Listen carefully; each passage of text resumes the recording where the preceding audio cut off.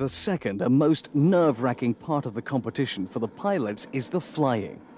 5 judges spent up to 10 hours a day sat next to the runway, marking pilots on everything from noise to authenticity. We spoke to the chief judge, Art Arrow, asking what qualifies judges to judge.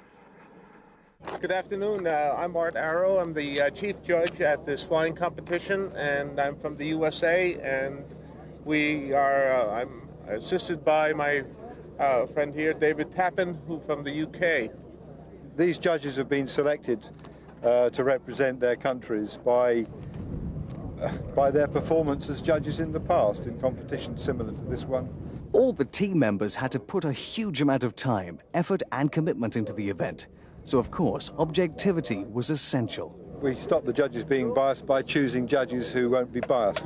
But just in case, what happens is you see 5 flight judges out on the line, and each of them puts a score in individually, and the computer then rejects the highest and the lowest of those scores and takes the average of the other 3.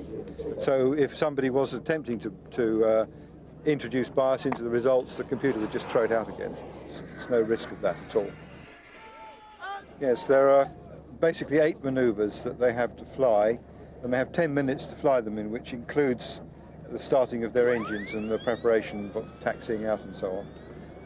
They have 3 compulsory manoeuvres, which, not very surprisingly, are taking off and landing, 2 of them, and another one is a straight flight, just a pass, which doesn't score at a very high K factor.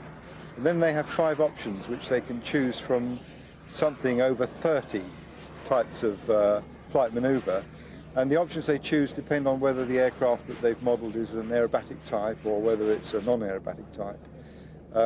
So things like loops and rolls are the sort of thing that aerobatic aircraft would do, but a non-aerobatic aircraft, such as an airliner, obviously wouldn't do loops and rolls, and passengers don't like it at all.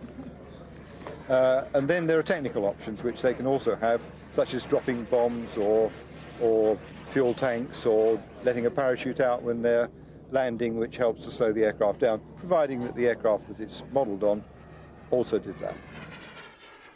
The holding of the pens up is a point of reference for the judges in order when the pilot is making a vertical maneuver such as a loop, when he is starting it, and the points, the top and the bottom of the loop being in that location or so. And that's the reason for the pens being held up.